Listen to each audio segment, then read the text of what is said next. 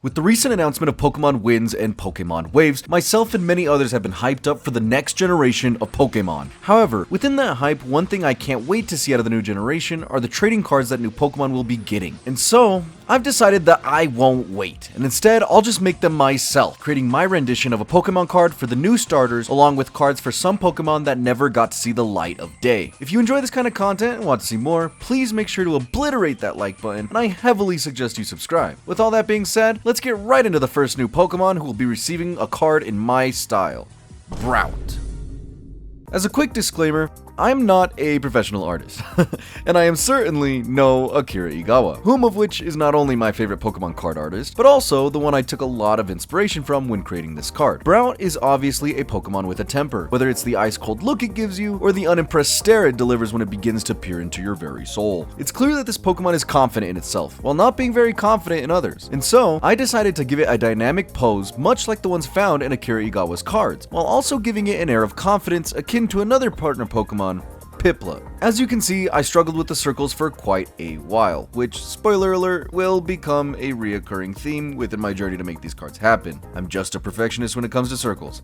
I'm sorry. Originally, I wanted to give Brout this dynamic flying pose with his wings stretched out a little and his little tootsies hanging out behind him. I was envisioning that he was soaring through a forest, determined to get to where he needed to be. However, once I started drawing the limbs, this idea quickly fell apart. Something about this pose felt very un-Brout-like to me. And I know that's weird to say because we haven't gotten that much of him, but as I was trying to shape his body, I could feel the roundness of his design clashing with the almost sharp-edged look to this pose. On top of that, like I just said, I didn't have very much reference to go off of, seeing as how Brout is only shown for like 10 seconds within the new trailers, and the official art from the Pokemon Company only shows him at a 3/4 angle. Also, the tiny round snowman that is Brout's design doesn't really lend itself to having stretched out limbs. And so, after fighting with this weird puffiness of his coat and constantly correcting his back, I quickly gave up on that idea. Plus, it was stupid, I don't care anyway. Instead, I decided to put Brout in a pose that doesn't require him to spread so thin, while still keeping that dynamic feeling to it. This resulted in an almost karate-like pose, giving Brout that feeling like he just landed from doing something super fucking cool, or is just posing because he knows he's Himothy von Himmerdome, owner of the Himsdale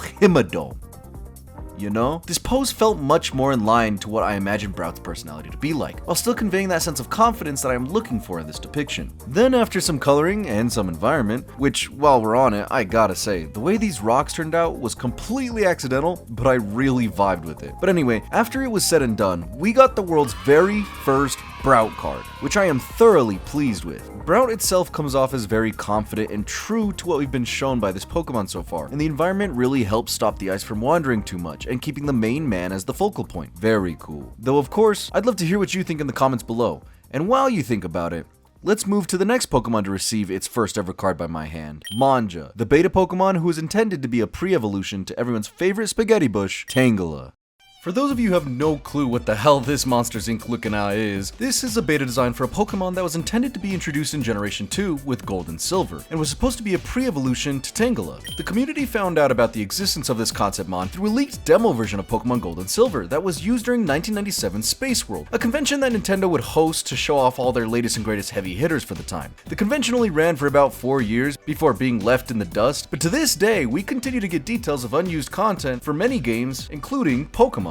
In any case, I decided to give this remnant of history a Pokemon card. Since Manja is part of the Tangela line, I interpreted its personality as a fairly harmless one, being a creature that just roams the forest with a bit of curiosity and innocence, seeing as how it is also a baby. This led me to the immediate concept of a pose that was relaxed, while also being in awe, and so I decided that a sitting pose with a bit of a fisheye lens was the best direction to head in. Unlike my process with Brout, I didn't struggle much on finding the proportions for this pose, though much like my process with Brout, I did struggle with the circles for this mon. My god, the circles. For the inspiration of this card, I was also thinking of a similar vibe to cards like TCG Pocket's Mudkip, illustrated by Shigenori Negishi, and Vanillite, also from TCG Pocket, illustrated by Uyama. Both of these cards use thick lines to outline the Pokemon, while not being as harsh on the outlines of the background. And so, when it came to designing the forest that would surround Manja in this card, I decided to take a similar approach, keeping the thick lines exclusive to Manja, and giving everything else a much softer and more subtle outline. Then, after a few hours of incorporating these ideas, I was able to churn out what I consider to be a pretty true true to form manga card that I really feel like I could see pulling out of a new set. I imagine that it would have been included in the Neo Genesis base set, and so I made the card details look similar to that of Neo Genesis cards to give it that vintage style. Even if back then most cards kind of got this starry background look, I guess I couldn't commit all the way. But there it is, the world's first manga card. Hopefully you like it as much as I do. Once again, please share your thoughts down below. And next up is the second generation 10 starter, Gekwa. When designing this Gecko card, I originally wanted to take it in a direction that was much more true to an actual gecko than a Pokemon, if that makes sense. I was originally going to have Gecko perched on a branch doing some typical gecko shit, I don't know, but after trying it out for a little bit, I decided that I'm not familiar enough with the shape of this Pokemon's body, and trying to put it in this kind of pose made Gecko come off more as a weird fakey-mon than a real official Pokemon, so I changed it. The main reason for it feeling off, I think, were the eyes. Gecko has a set of eyes that you don't really see too often in the designs of Pokemon. Honestly, I think the closest thing to something like these eyes is Espartha from Scarlet and Violet, and unfortunately, that Pokemon isn't really known for showing the best emotion, which was definitely an issue while drawing Gekwa. I wanted to keep that sense of expression that Gekwa immediately conveys in the trailer, while also making use of its more natural design, to do something more typically Gecko-like. And so, I still maintained the vision of having Gekwa be hanging off a tree of some kind, and I even attempted giving this a somewhat dynamic perspective, by adding a little Pikachu that is closer to the ground. And while I'm still not sure about the use of perspective in the shop, I still think Gekwa came out nice and true to form. As for the background, I kinda just went with the flow,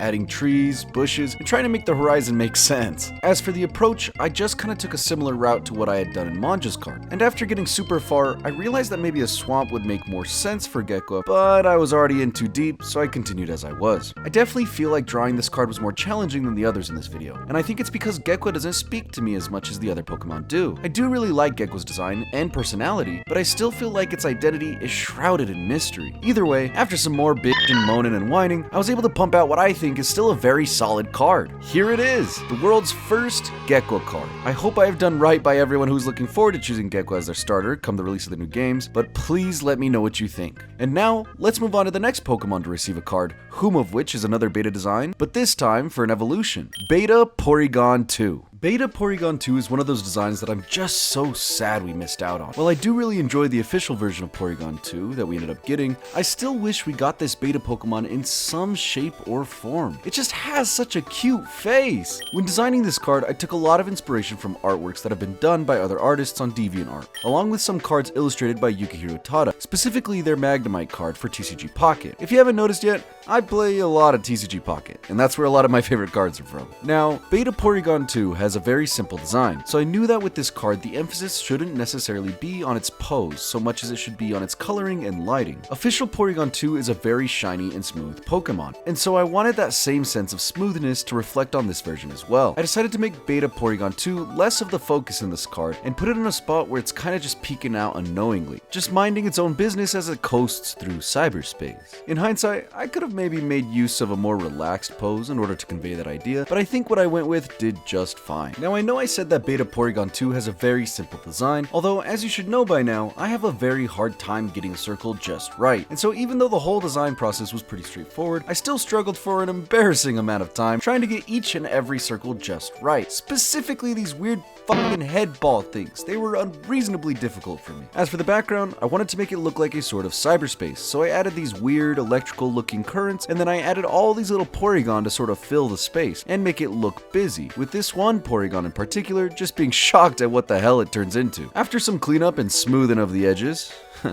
see what I did there? We got the world's first ever Beta Porygon 2 card, and I just love it. The artwork in this one isn't really anything particularly special, and I think anyone who pulled this card out of a pack wouldn't really look twice, but sometimes that's the sign of a good-ass Pokemon card. As I've stated about the last 3 times or so, I would really like to know what you guys think of it. And while you're putting your thoughts together, it's time we got to the final card of this video, which also just so happens to be the final starter of our Gen 10 trio, along with my personal favorite of the bunch, Pombon. Now, Because I am incredibly biased and objectively correct in my opinion that Pom-Pom is the best new starter, I decided to give this cute little Pomeranian a full art. This was a huge undertaking that I was not ready for at all, but I think it really came together. I took a lot of inspiration from other full arts done by incredible illustrators like Ryota Murayama's Bulbasaur for TCG Pocket, or Beetle V by 5Bond Graphics, and Narumi Sato's Lillipup. A lot of these cards try to make use of all the space they are given within the card, and so I immediately decided that Pom-Pom was going to be smack dab front and center, with a bunch of little Easter eggs surrounding him. I imagined that you as the trainer were on your way outside, and Pom-Pom came running up to you hoping you would play with it before going. To get this done, I used a reference image of an actual Pomeranian looking up at its owner as the base, and just went from there, changing details to more closely resemble the actual fire pup itself. And while I think the general idea comes across really nicely, I do remember struggling with getting certain features, such as the nose and eyes, spot on to what Pom-Pom actually looks like. You see, when something as fucking cute as Pom-Pom comes to mind, it's really hard for my mind to not want to just give it simple dot eyes. But since this is supposed to be a true to form Pokemon card, I had to give Pom-Pom the white pupils that it actually has, which surprisingly affected how the face was oriented. On top of that, I wanted to really show off all of Pom-Pom's features as much as possible, since I have been given so much space to work with, as I mentioned earlier, and so I really wanted to make sure that said features were very pleasing to look at. I also closely followed the official Pokemon art of Pom-Pom to accurately capture the lighting and colors. Then when it came for the background, I decided that the setting of being indoors was the best option, making a floor of plywood floor and adding little details like Pokeballs and a chew toy for the cutest guy in the world. Finally, when I felt comfortable with how everything looked, this was the final product. Everyone, say hello to the world's first ever Pom-Pom full art done by yours truly. I decided to make it an EX card because, again, I am biased as hell, but this card was genuinely so much fun to make, and it did nothing but encourage me to make more full art cards for other Pokemon I love. Hopefully you guys think of this card as highly as I do. And as with the others, I would absolutely love to hear what you have to say about it, both positive and negative. Though, that concludes this week's video. Thank you so much for watching and checking out all the art I made for this video. It took a while to get them all done, and thank you for making it to the end if you did. If you enjoyed this kind of Pokemon card making video, please make sure to leave a like so I know to do more. Until then, I hope you have an incredible rest of your day, and I will catch you guys later. Peace.